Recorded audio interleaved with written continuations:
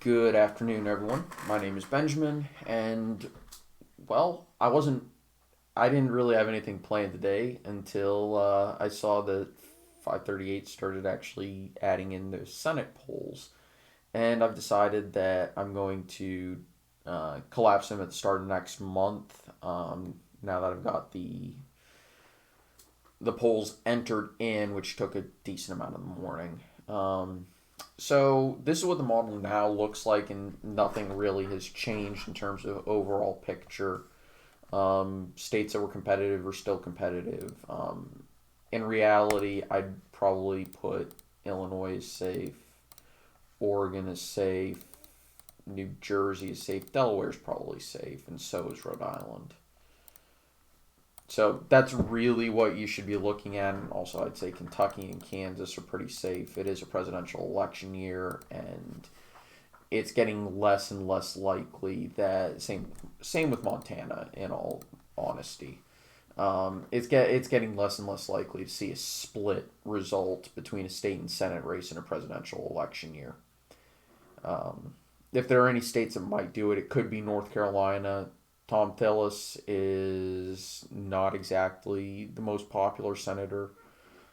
Um, Arizona, maybe Mark Kelly has been polling extremely well there, um, but we'll see. Considering his stances on guns and the fact that the state overall is not exactly a state favorable towards that sort of thing. Uh, Michigan, maybe John James is a pretty strong candidate there. And Colorado is it's pretty much a lost cause for the Republicans. But then again, if the Democrats nominate someone who is as far left as say an AOC, which might happen, Hickenlooper isn't guaranteed to win the primary there. It could happen, but I wouldn't hold my breath.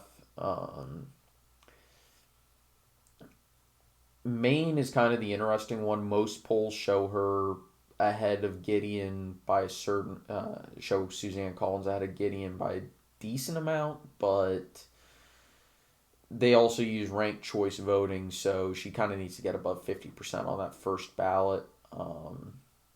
We'll see whether or not that happens, but overall, I think Republicans are probably going to hold the Senate. As we all know, Alabama is just no. Doug Jones won't keep his seat at this point. Roy Moore is not going to be nominated. It's either going to be Sessions or Tuberville, and I actually think Tuberville might be a slightly better candidate than Sessions, but I'm going to say Sessions is a better candidate because I don't care for Auburn. Um,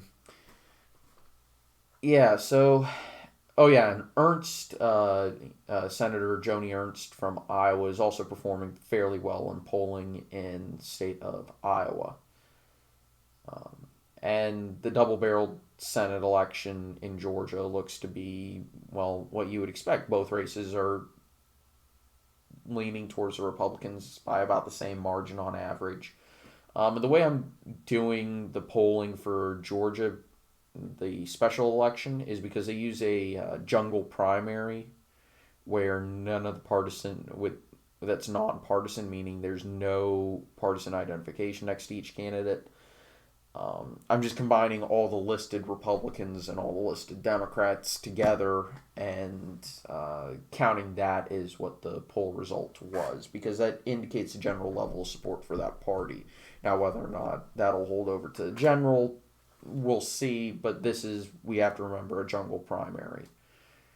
So, and that's basically like all special elections in the South, in Louisiana, Mississippi, Alabama, South Carolina. I believe North Carolina does this too. So, yeah, it's just the way things are done down there. Anyway, I want to thank all y'all for watching.